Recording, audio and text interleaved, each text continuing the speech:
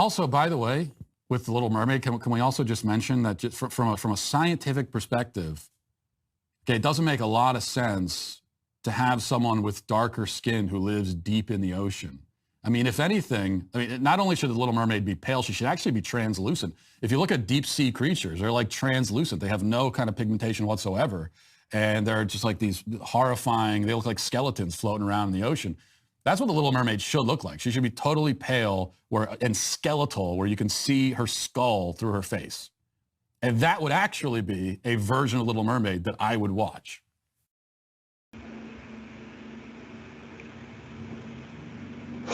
I mean, that was one of the most disturbing descriptions of what Matt Walsh wants to see, right? Yes, so white, translucent. And this is what we're seeing from right-wingers today, okay?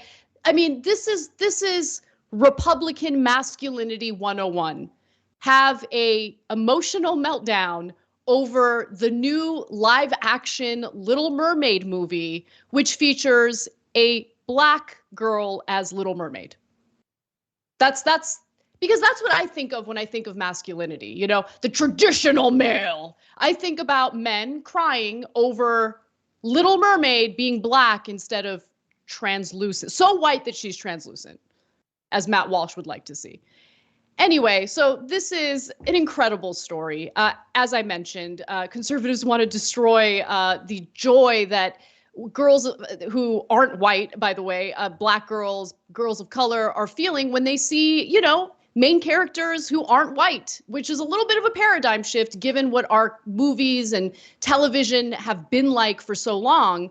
And I do want to just quickly show you this next video, because how could you not feel good watching these little girls see this movie and see themselves? See representation that makes them feel good. Let's watch.